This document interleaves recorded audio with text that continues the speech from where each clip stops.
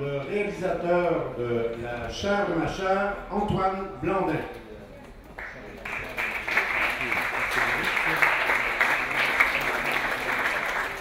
Antoine, je connaissais un peu votre travail parce que j'avais eu l'occasion de voir un film que vous aviez réalisé à l'école qui s'appelle Je vais à Disneyland. J'aimerais que vous nous disiez un peu de quoi il s'agit pour les gens ici qui n'ont pas eu la chance de voir ce film assez marquant. En fait, celui-ci, c'est avec Je vais à Disneyland et un deuxième qui s'appelle 11 847 qui font partie de ces trois films. C'est une sorte de triptyque sur une thématique qui ressort en notre temps. À chaque fois, on étudie, donc ça parle de perception de la réalité, et c'est dans un contexte où une famille dans laquelle se passe un drame, un enfant va s'adapter, réagir face à ça d'une façon différente dans les trois. En fait, j'allais vous demander, parce que ce sont deux films, Je vais à Disneyland et La chair de ma chair, très forts émotivement, dans lesquels il y a une forme de cruauté quand même qui ressort. Avez-vous eu une enfance heureuse? C'est toujours la question qu'on me pose. Ce que j'ai la réponse, c'est que dans quelques films, dans tous les films, je pense que chacun met une part de soi. Après, ça reste de la fiction, je vous rassure. Sinon, je ne serais pas là pour en parler. Oui. Il y a une évolution esthétique ou un virage esthétique très grand entre Je vais à Disneyland, qui est un film plutôt minimaliste dans sa facture, et La chair de ma chair, dans lequel il y a un découpage et un travail sur le cadre, un travail sur la couleur notamment, extrêmement développé. C'est un film qui a une grande richesse sur le plan de la mise en scène. Alors, j'aimerais que vous me parliez de votre volonté de départ, de la manière dont vous avez approché la mise en scène pour La chair de ma chair. Juste pour La chair de ma chair, je suis en fait, Je vais à Disneyland, il n'a vraiment pas été fait dans les mêmes conditions. C'est un film qui a été fait sur une durée très très courte. Et c'était vraiment. Il a vraiment été fait dans l'instant, sur le moment, etc., etc. Alors que La chair de ma chair, il y a eu un travail beaucoup plus long. Et puis même une situation totalement différente, vu que c'était un film qui était produit, etc. Alors que Je vais à Disneyland était fait dans un cadre d'étudiant. Et du coup, et la durée aussi n'est pas la même. Donc, Je vais à Disneyland, il fait 3 minutes, en fait celui-ci 13. Et du coup, j'avais un besoin, sachant que je travaille essentiellement tout seul, de produire, pour être libre de faire ce que je veux. J'avais besoin de trouver un médium dans lequel je pourrais m'exprimer comme je veux et en même temps réaliser le film que je voulais. Donc vous me dites que La chair de ma chair, essentiellement l'animation, vous avez fait ça tout seul? L'animation, oui. J'ai pas fait ni la musique, ni... Quand on m'a aidé pour le travail sonore, les choses, j'ai travaillé avec plusieurs personnes. J'ai bossé essentiellement on pense, quand j'ai vu ce film, j'ai pensé assez vite à David O'Reilly ou encore à David Lynch. Est-ce que ce sont des cinéastes qui sont des références pour vous? Je pense que j'ai été influencé. Ouais. Parlez d'eux. Je crois qu'on m'avait dit par rapport à David Lynch, mais je ne suis pas un grand connaisseur de son cinéma, mais il est fort probable que j'ai été inspiré aussi. Après, je peux pas dire. Pour ce qui est de David O'Reilly, forcément on va me poser des questions, vu que là on est dans du polygonal, la 3D minimaliste, etc. Donc on fait le rapprochement assez rapide. Et je pense que j'ai vraiment été inspiré. J'avais vu ces films en étant étudiant. D'accord. Vous avez d'autres références? Que ce soit en animation ou en prise de vue réelle ou même dans d'autres. Je pense que s'il y a des références sous-entendues, elles sont pas volontaires. Je ne vais pas chercher le travail de quelqu'un pour créer le mien. Après, je suis forcément influencé par ce que je vois tous les jours. Et vous aimez quoi? Qu'est-ce qui vous transporte comme spectateur? J'aime bien Chris Marker. Après, j'en aime beaucoup, forcément.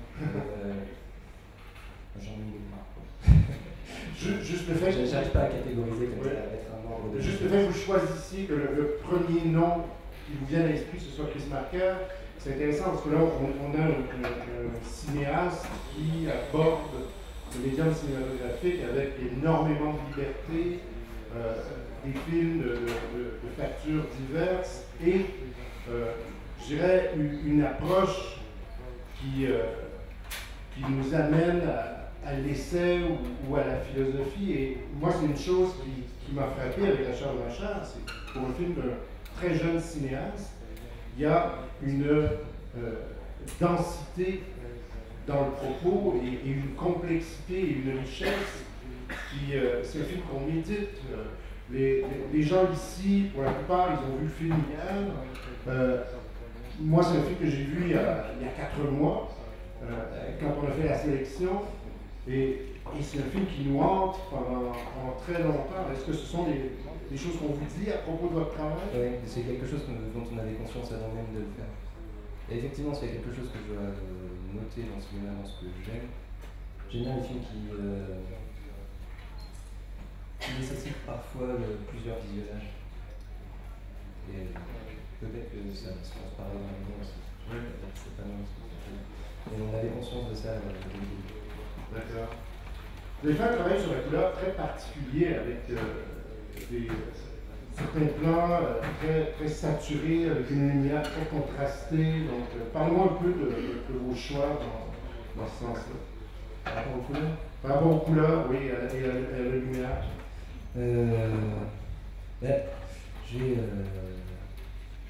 Forcément, ça, je l'ai jamais dit pendant que j'étais étudiant. Je ne sais pas si encore comme ça. En fait, je suis daltonien. Et ça amène à faire quelques choix un petit peu étranges. C'est ce qui amène aussi au choix du noir et blanc. Donc je sais que ça se voit un petit peu dans le film, ça se voit beaucoup dans le second du triptyque. Pour ce qui est de la lumière, après j'aime beaucoup c'est contrasté. Ça permet de vraiment focaliser l'attention, le point central du plan sur ce qu'on veut mettre.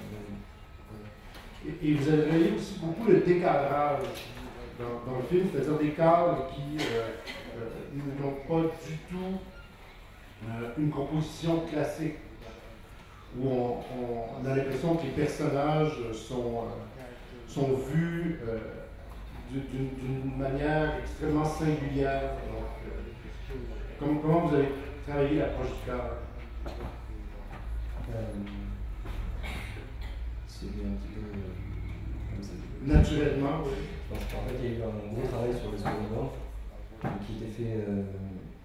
Vraiment, c'est un style très bande dessinée avec des perspectives un peu.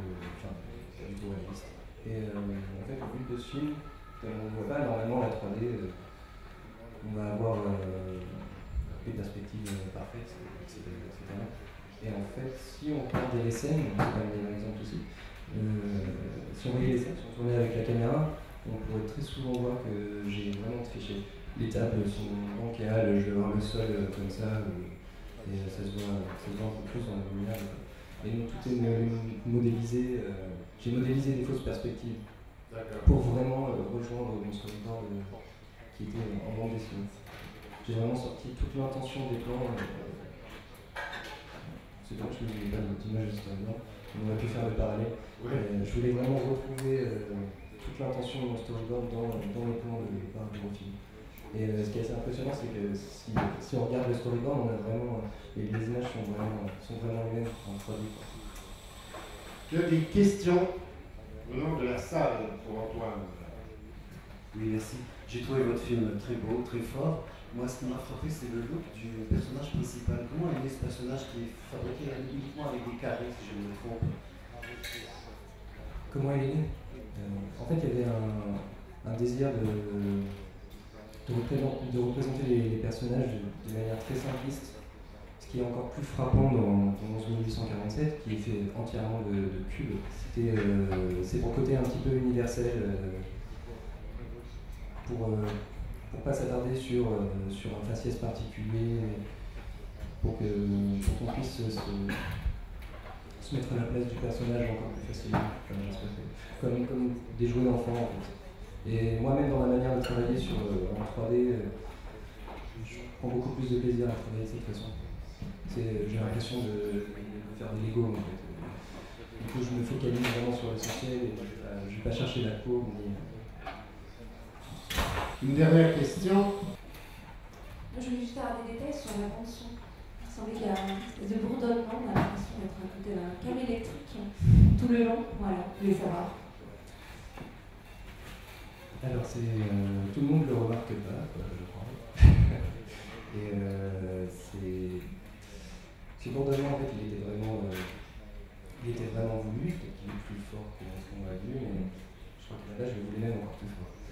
C'est vraiment un désir de mettre, même par le son, se mettre à la place de l'enfant qui est totalement, qui fait un blocage complet et qui est enfermé dans sa perception, dans son délire. Et ce bourdonnement en fait ramène à cette coupure avec ce sens qui est très important.